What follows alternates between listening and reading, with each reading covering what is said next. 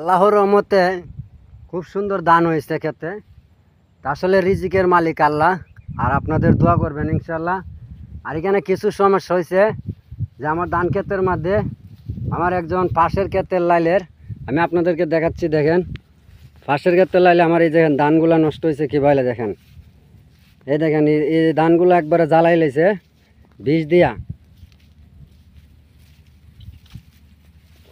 দেখেন ভিতরে ধানগুলো কত সুন্দর, আর সাইডে প্রত্যেকটা ধান গাছগুলা বীজ দিয়ে জ্বালাই লেছে।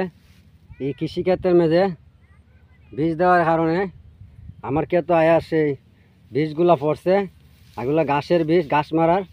তার কারণে দেখেন আমার ধান ক্ষেতের অবস্থা কীরকম হয়েছে। আসলে যারা বীজ দিবেন বন্ধ, খুব সাবধানে হুঁশিয়ার হইয়া বীজ দিবেন, যাতে আরেকজনের এরকম ক্ষতি না হইতে পারে আমার মতন। কারণ আজকে দেখেন আমার ধানগুলা কত সুন্দর আল্লাহর রহমতে, কিন্তু বিষের কারণে এই সাইডগুলা দেখেন একবারে জ্বালাই লেছে। তা আসলে এরকম কাজ কেউ করবেন না। যারা বন্ধ ক্ষেত করেন অবশ্যই আপনারা জানেন যে ক্ষেতগুলা করতে মালিকেরা অনেক কষ্ট করে। আপনারাও কৃষি করেন অনেক কষ্টের বিনিময়ে। আপনার কৃষিটা যদি আরেকজনে জ্বালা, তাহলে আপনি বুঝতে পারবেন যে আপনার কৃষির মর্মটা কী এবং আপনার কতটা যন্ত্রণা।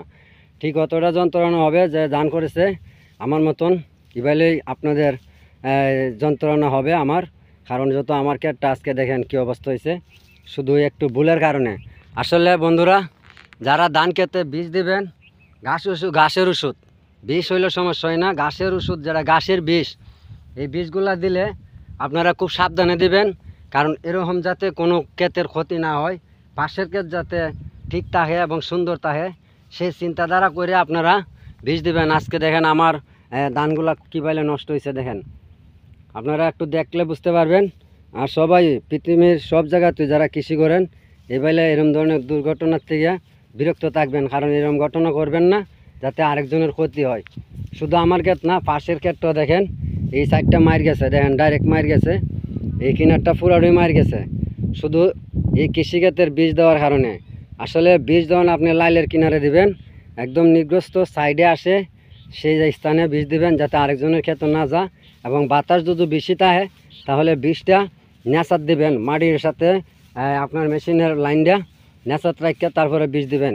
তা আসলে এই কৃষিকাজটা করে আমাদের বন্ধু মানুষ একজন শফিক করে নাম, সে করেছে। তা আসলে আমি শফিক ভাইকে শুধু খালি বলি না, যারা বন্ধ ক্ষেত করেন সবাইকে আমি বলি যে এরকম ধরনের কাজ করবেন না। এরকম ধরনের কাজ করলে একজনের ভিতরে কষ্ট লাগবে এবং একজন আপনার নামে বিচার দিতে পারে বা নোটিশ করতে পারে মানুষের কাছে। আসলে এরকম ধরনের কাজ করবেন না, আর এরকম কাজ থেকে বিরক্ত থাকবেন ইনশাল্লাহ। আর আশা করি আপনারা বুঝতে পারছেন। যদি ভিডিওটা ভালো লাগে ইনশাল্লাহ ভিডিওটা শেয়ার করে দিবেন। ধন্যবাদ, সবাই ভালো থাকবেন, সুস্থ থাকবেন, আল্লাহ হাফেজ।